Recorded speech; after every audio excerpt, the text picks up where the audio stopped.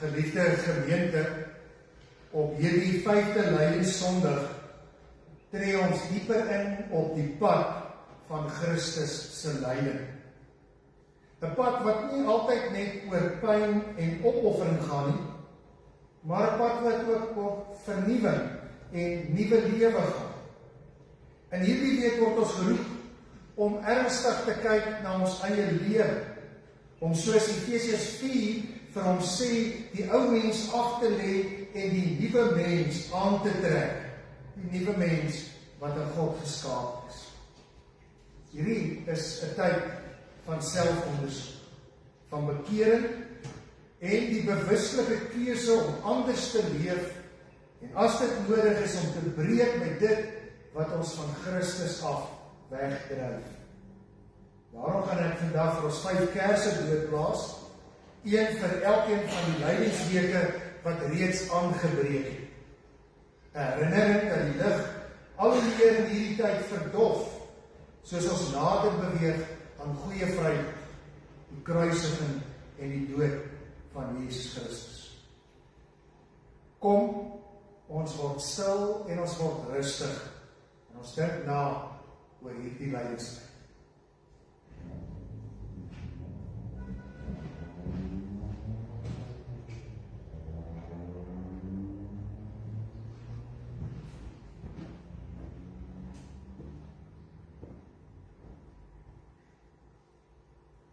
Ons gaan nou staan vir 'n toetrede lied, Gesang 245, strofes 1 tot 3, ek wat vergifnis weer ontvang het, en daarna die foting en die seëngroet, terwyl ons so bly staan, en dan sing ons ook 'n lofgesang, Vonklied 5, strofe 1 tot 2, vreugde, vreugde, juig van vreugde, want ons Heiland het verrys.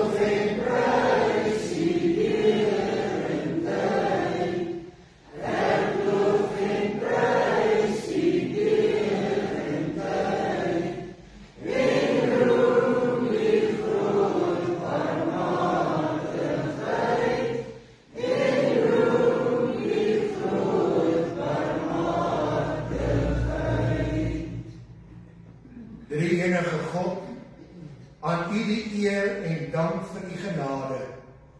Soli Deo Gloria. Geliefdes, gelukkig en bevoorreg is mense wat swaar kry, want God sal vir hulle moed gee. Amen.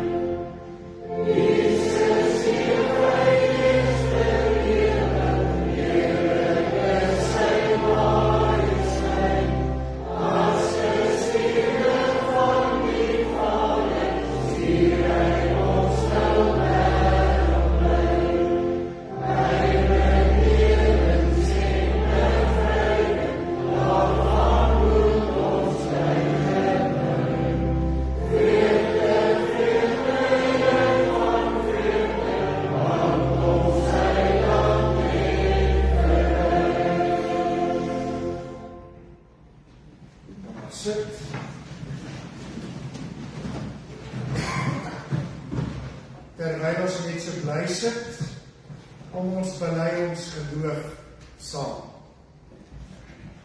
Ons glo in een God, die almagtige Vader, die skepper van die hemel en die aarde, en van alle sienlike en onsienlike dinge, en in een Heer Jesus Christus, die enige gebore Seun van God, gebore uit die Vader vir alle tye, God uit God, lig uit lig, waaragtige God uit waaragtige God, verwek nie gemaak nie, een in wese met die Vader, deur wie alle dinge ontstaan het, wat terwille van ons die mense, en terwille van ons saligheid neergedaal het in die hemel, vlees geword het, deur die Heilige Gees uit die Maagd Maria, en mens geword het, wat selfs vir ons gekruisig is onder Pontius Pilatus, gelei het en begrawe is, en op die derde dag weer opgestaan het volgens die skrifte, opgevaar het aan die hemel, en wat sit aan die regterhand van God die Vader, wat weer sal kom met heerlikheid om te oordeel, die wat nog lewe, en die wat reeds gesterf het, wie se koningsheerskappy geen einde sal hê nie, en in die Heilige Gees, die Heer en lewendmaker, wat van die Vader en die Seun uitgaan, saam met die Vader en die Seun aanbid en verheerlik moet word, gespreek het deur die heilige profete. Ons glo een heilige algemene kerk, gegrond op die leer van die apostels. Ons bely een doop tot vergifnis van sondes. Ons verwag die opstanding van die ontslapenis en die lewe van die toekomstige eeu. Amen. Geliefdes, as ek ons geloof bely, kom ons wy ons lewe opnuut aan die Here toe, terwyl ons net so bly sit, sing ons vonklied 104, strofes 1 tot 3.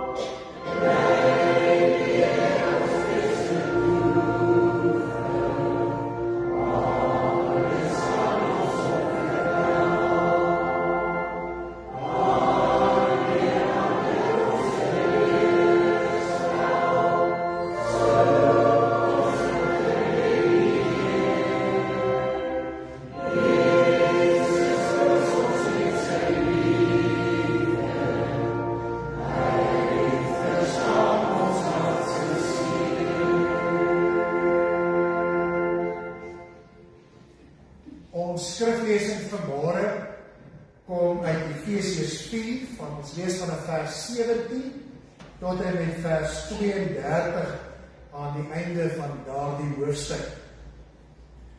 In die naam van die Here doen ek 'n ernstige beroep op julle. Moenie langer soos heidene lewe nie. Hulle gedagtes lei tot niks. Hulle verstand is verduister en hulle het geen deel aan die lewe wat God skenk nie, omdat hulle hardnekkig in hulle onkunde volhard. Hulle het heeltemal afgestomp geraak en hulle met 'n onversadigbare drang aan losbandigheid oorgegee om al wat vuil is te doen. Maar dis nie hoe julle Christus leer ken het nie. Julle het tog van hom gehoor, en omdat julle sy volgelinge is julle onderrig volgens die waarheid wat in Jesus is. Hou dan op om te lewe soos julle vroeër gelewe het. Breek met die ou, sondige mense in julle, wat deur sondige begeertes verteer word. Julle gees en gedagtes moet nuut word. Lewe as nuwe mense, wat as die beeld van God geskep is. Lewe volkome volgens die wil van God en wees heilig. Nou dat julle die valsheid afgelê het, moet julle onder mekaar die waarheid praat, want ons is lede van dieselfde liggaam. As julle kwaad word, moenie sondig nie, en moenie 'n dag kwaad afsluit nie. Moenie die duiwel vakkans gee nie. As iemand 'n dief is, moet hy ophou steel. Hy moet deur harde werk op 'n eerbare manier self in sy lewensonderhoud voorsien, dan sal hy iets hê om vir die armes te gee. Vuil taal moet daar nooit uit julle mond kom nie. Praat net wat goed en opbouend is volgens die eis van omstandighede, sodat dit julle woorders ten goede kan kom. En moenie die Heilige Gees van God bedroef nie, wat hy met julle as die eiendom van God beseël met die oog op die verlossingsdag. Moet nooit verbitter of opvleend wees of woedend word nie. Moenie vloek of skel nie. Moet niks doen wat sleg is nie. Wees goedgesind en hartlik teenoor mekaar en vergewe mekaar soos God julle ook in Christus vergewe het. Ons lees vereers tot hier. Kom ons bly net so sit, buig ons hoofde, dan bid ons saam. Here, ons dankie dat ons vanmôre stil en rustig kon word. Hier as broers en susters in die geloof by mekaar. Dankie dat ons op hierdie manier kerk kan wees. 'n geloofsgemeenskap. Here, en ons vergeet ook nie om vanmôre dankie te sê dat ons goeie reën ontvang het oor die laaste tyd. En dit voor ons die wintermaande ingaan waar dinge gaan droog word. Ons weet, Here, ons gemoed lig sommer. As ons hoor die damvlakke is hoog, ons gemoed lig sommer as ons sien die natuur om ons is groen, en daar is nog steeds groen. Dankie dat dit ook deur die woord in ons lewe, in ons geestelike lewe reën. En vanmôre het die woord op ons afgereën, toe ons na Paulus se brief aan die gemeente in Efese geluister. Ons het maar so 'n bietjie versigtig geluister vanmôre. En ons het sommer in ons gedagtes begin wonder, waarmee is die dominee vanmôre met ons op pad, met al hierdie moeds en moenies. Ons het hand in eie boesem gesteek, en ons het eintlik al begin verskonings maak, verkeerde wat ons al reeds gedoen het, wat ons vanmôre gehoor het, ons nie moet doen nie. Maar Here, U ken ons is mens, ons is sondig, ons skiet tekort. En laat ons by die moeds en die moenies vanmôre ook hoor, Here, dat U vir ons nuwe geleenthede gee, nuwe kans gee, dat hierdie Paastyd juist daaroor gaan dat ons dit wat ons verkeerd doen, kan aflê, kan uittrek, kan agterlaat en kan nuut begin. Paas is nie net gaan oor agterlaat en doodgaan, maar ook nuwe beginne, nuwe geleenthede, wat daar in U vir ons moontlik is. Daarom vra ons, Here, dat dit U sal wees wat praat vanmôre deur die Gees, al is dit deur die woorde van 'n swak mens. Ons verby al die ander dinge kan hoor, so sê die Here vanmôre vir my. Amen. Geliefdes in ons Here Jesus Christus, ek weet nie van U nie. Toe ek in my voorbereiding vir die preek in die week die teks weer stadig en sorgvuldig deurlees, het ek nogal gedink dat daar lidmate sal wees wat dink ek is 'n baie moedsvullige dominee om nou oor al hierdie goed te praat. Ek het nogal gedink as al vir die van die lidmate wees en sê ja, die dominee kan ook maar nie praat nie, want ons het hom ook al gehoor kwaad word en ongeduldig wees. Die dinge wat hier is. Wil hê ons moet verby dit luister. Wil hê ons moet hoor wat se troos in hierdie teks ook vir elkeen van ons wat maar net 'n mens is in opgesluit. Ek lees eendag die verhaal van 'n man wat vir jare op die straat geleef het. Sy klere was vuil, geskeur en deurdrenk van die reuk van die stikkende lewe waarin hy hom bevind. En op 'n dag het iemand hom gaan vat daar waar hy was en na 'n skuiling toe gevat waar hulle vir hom splinternuwe klere gegee het. Skoene, skoon broek, nuwe onderklere, kouse, vars hemp en 'n mooi nuwe warm baadjie. Maar hulle was geskok, want hierdie man het geweier om hierdie nuwe skoon klere aan te trek. En hulle het by hulle self gewonder, hoekom wil hy dit nie doen nie? Is hy miskien ondankbaar? Besef hy nie mooi wat hy nou net gekry het nie?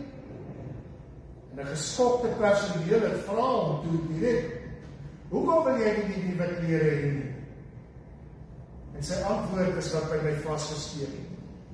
Stadig, hakkelend het hy geantwoord, my ou klere is vir my gemaklik, want ek ken dit. Jy hoor wat hy eintlik sê. Omdat my ou klere vir my gemaklik en bekend is, wil ek nie die nuwe klere aantrek. Die ou klere was sy identiteit. Dit is wie hy geword het.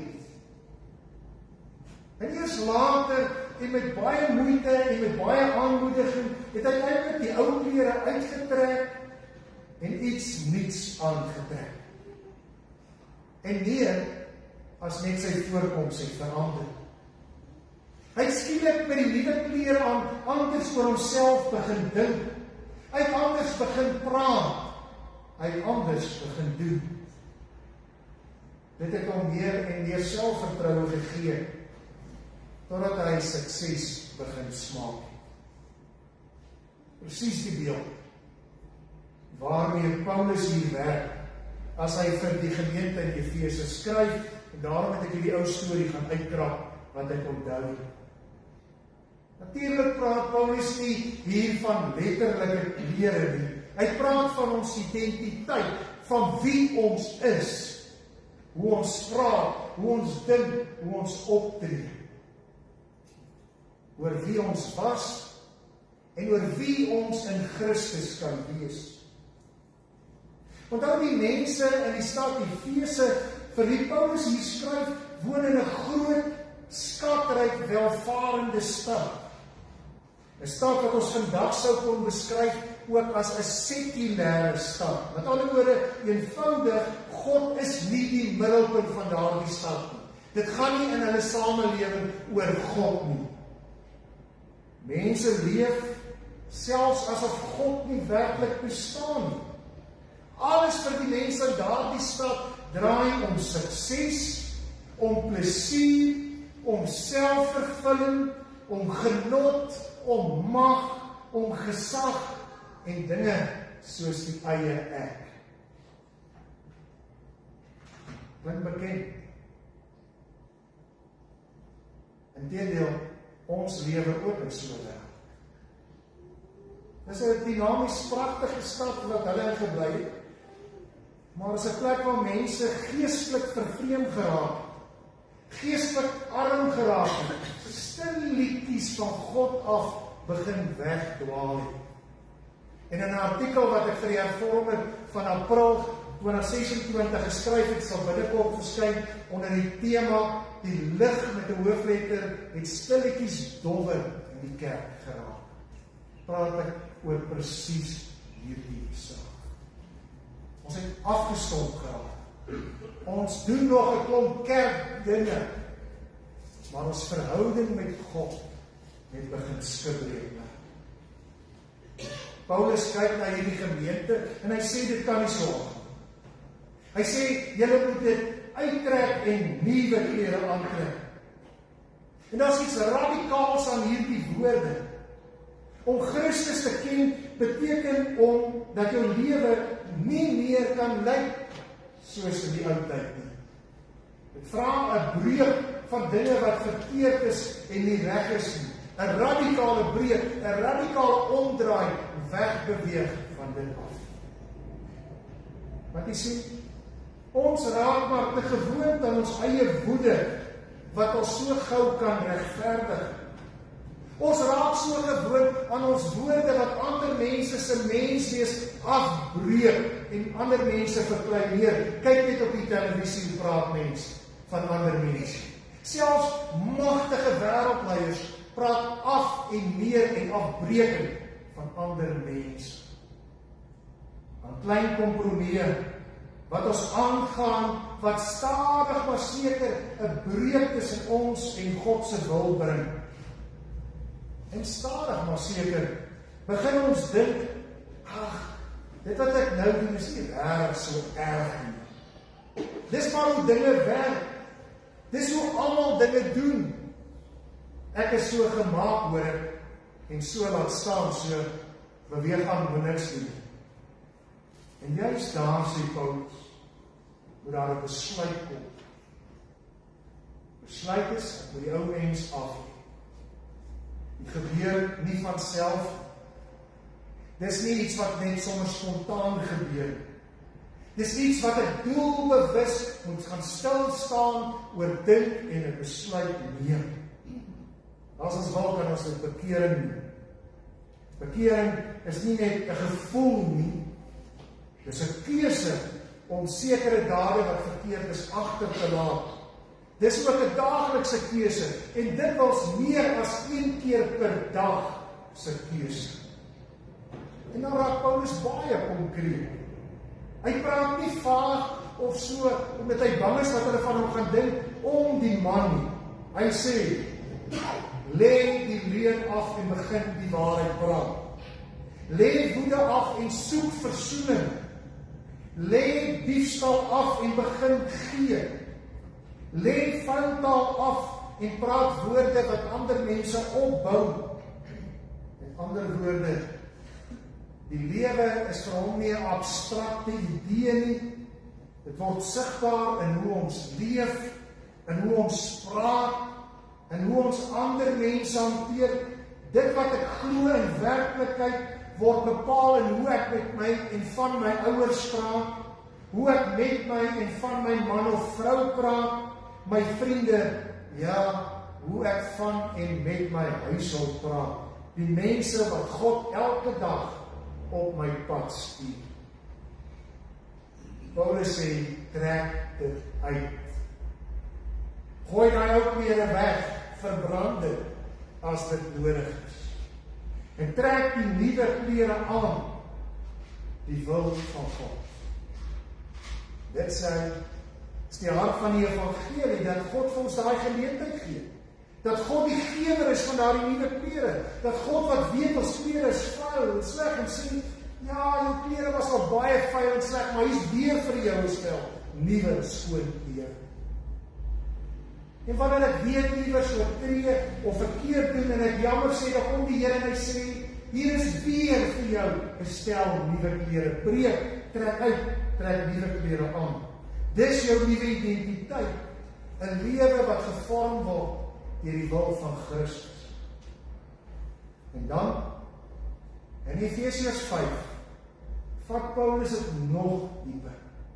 Hy sê, wees volledig navolgers van God, en leef in liefde, soos Christus ons liefgehad het, nie die liefde waarvan julle op die wêreld praat nie, Christus liefde, leef daardie liefde. En skielik besef ons, die nuwe klere het 'n naam, die nuwe klere wat ons moet aantrek het 'n brand, dis Christus. Om die nuwe mens aan te trek beteken om hom aan te trek, om hom in my lewe in te nooi, om hom bepaling te maak vir my lewe. Maar, kom ons wees eerlik, dis daarom nie altyd maklik. Dit is nie maklik vir die Efesiërs nie. Dit is ook nie altyd maklik vir ons. Want ons leef ook in 'n sekulêre wêreld. 'n Wêreld waar waarheid in die algemeen 'n leksheid geword het. Waar mense maklik sê, doen wat vir jou reg is. Waar ons maklik advies gee vir jong mense en sê, doen wat jy voel reg is. Waar sukses en selfvervulling dikwels belangriker is as gehoorsaamheid aan Christus. In so 'n wêreld is dit nie maklik om die ou klere uit te trek nie, want ons het daaraan gewoond geraak. Ons is gemaklik daarmee. Waarom vra die teks vanmôre vir my en jou? Hoe gaan ek jy nuwe klere aantrek? Paulus sê, begin deur om 'n lewe nader aan God te leef. Verder van die wêreld af, nader aan God. Jy kan nie die nuwe mens leef as jy ver van God af leef. Dit gaan van jou tyd vra om Bybel te lees. Kerk toe te gaan as jy kan. Gaan vir jou tyd vra om gereeld in gebed met God te praat en soms net in gebed stil te bly en na God te luister. Dit gaan jou vra om bewuslik openheid, om jou bewuslik oop te maak vir die werk van die Heilige Gees. Die nuwe lewe groei nie van self. Dit word gevorm in verhoudings. Dit is met ander woorde relasioneel. Dit is verhouding met God, verhouding met onsself, verhouding met die mense rondom ons. Leef in liefde. Dit is nie net 'n gevoel nie.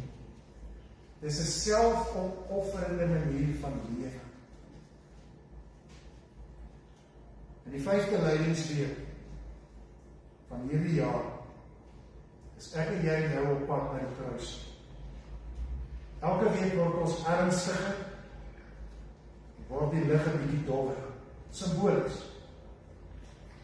Want jy is in hierdie week kom daar 'n vraag na my en jou. Wat dra jy vanmôre wat jy moet gaan uittrek?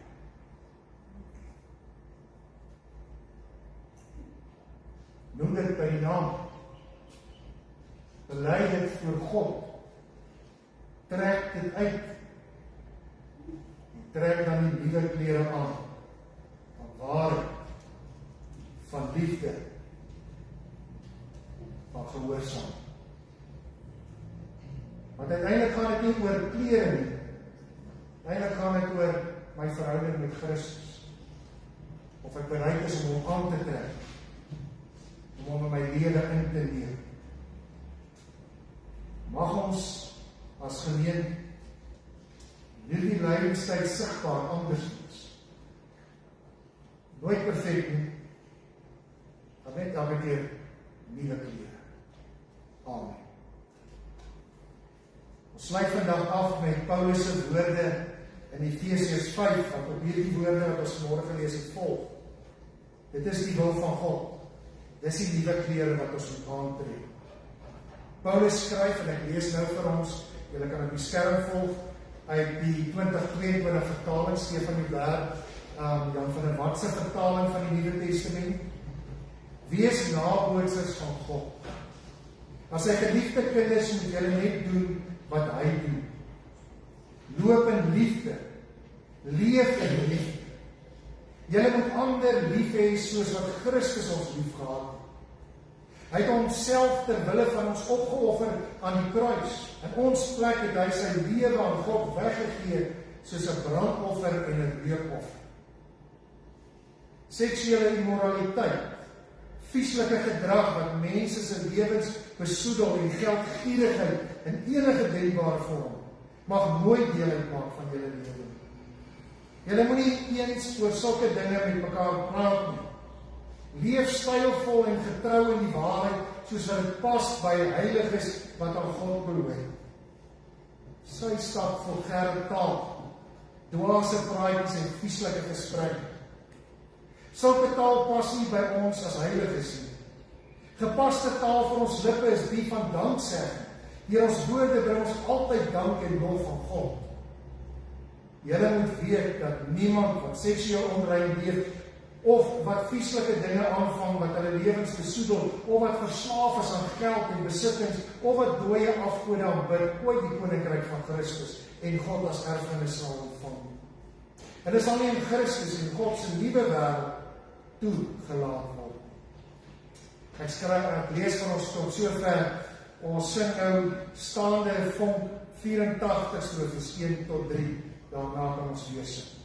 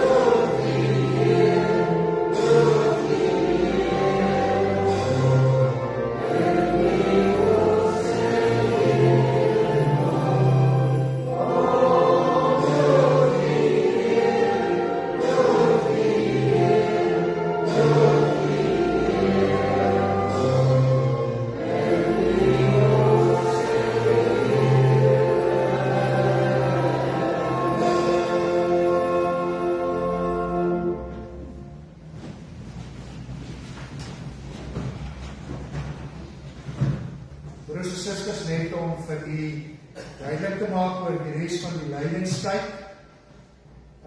Ons beweeg hierdie week in die 5de lydensweek. Skole sluit op Vrydag. Volgende Sondag is Palmsondag, en by julle die palms en die rede daarvan ook die 6de lydensweek. wat dan 'n hele leidingsweek het, waarin ons in die week elke oggend vir julle ook 'n boodskap sal stuur, maandag, dinsdag, woensdag, om voor te berei vir Goeie Vrydag. Goeie Vrydag gaan ons 'n erediens hê hier in die kerkgebou om 9 uur. Daar gaan ook 'n loop nagmaal wees. Met ander woorde, ons gaan net loop en weer beweeg. Die nagmaalskleed gaan swart wees en die kleur op die kruise gaan swart wees. Christus se dood, simbolies daar. Ons gaan ook dan by daardie geleentheid net voor die tyd koffie drink en kyk. Na die Paasdiens gaan ons stil uit mekaar, want Christus is in die graf. Ons gaan nie dan koffie drink en kuier nie, koekies eet nie. Ons gaan dan huis toe, ons gaan stil Saterdag tegemoet, waarin jy die Saterdag stil word. En dan Sondag het ons opstandingssondag, 'n nuwe begin. Dan verander die kleur na wit en na goud in die opstanding en die gewone erediens. En daar wag ook so 'n klein verrassing op daardie Sondag vir ons as gemeente, wat ons ook hier die viering van die opstanding en die nuwe begin, wat vir ons ook sigbaar gaan word. En daai verrassing het niks met eet te doen. Ek net vir julle waarsku. Want in hierdie gemeente sluit die doopie in.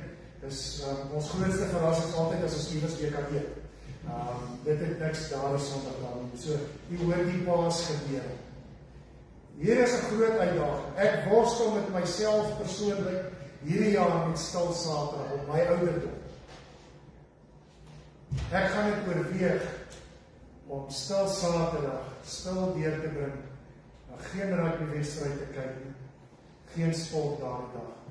Dit is 'n groot deel vir my moeilik daarin, maar om die simboliek van die stil Saterdag net in my eie lewe te ervaar. U kan dit doen soos u wil. Niemand van ons gaan vinger wys en sê een is reg en ander is verkeerd nie. U kan dit doen soos wat daar is. Broers en susters, kom ons staan vir die seën, en in die seën, ons gaan die seënbede doen. Ons gaan die seën uitspreek, ons gaan het saam sing vir mekaar, dan 'n stukkie lofsang op dieselfde melodie, dan weer die seënbede.